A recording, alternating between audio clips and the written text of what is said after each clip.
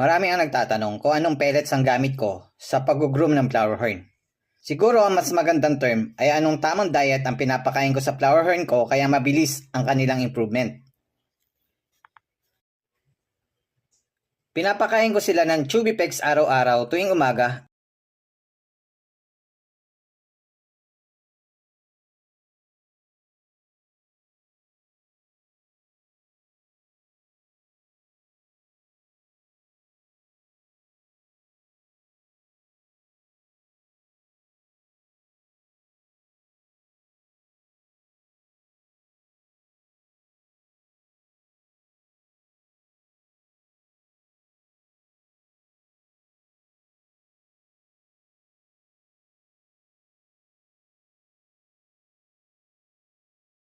at pellets naman sa gabi.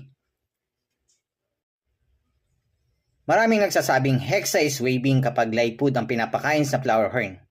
Maaring oo nga. Kung aabusuhin mo ang pagpapakain nito na akala mo, the more na marami kang ipapakain ay mas malaki ang chance na mag-improve ang flower horn mo, which is maling paraan kaya nauuwi sa pagkakasakit na hexa. Pero kung tama ang pagpapakain at maganda ang genes ng flower horn mo, malaki ang magiging improvement nito.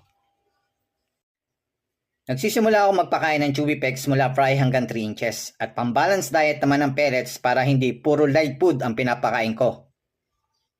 Ito ang pinapakain kong pellets o Kiko Platinum na may 60% protein content kaya maganda itong ipakain sa mga ginugroom na flower horn.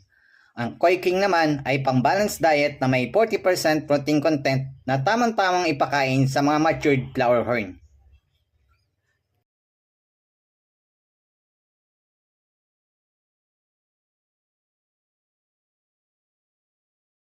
Para sa tamang pagpapakain ng Chubipex, meron po ako niyang video sa aking YouTube channel. Pwede niyo pong panoorin. At syempre, meron din akong DIY water flow for Chubipex para mapanatiling buhay ang Chubipex hanggang ito'y maubos. Malaki ang may tutulong nito para hindi madaling mamatay ang Chubipex. Kaya kung ang hanap mo ay dagdag na impormasyon, dito ka lang sa Flower Horn Newbie TV at marami kang matututunan.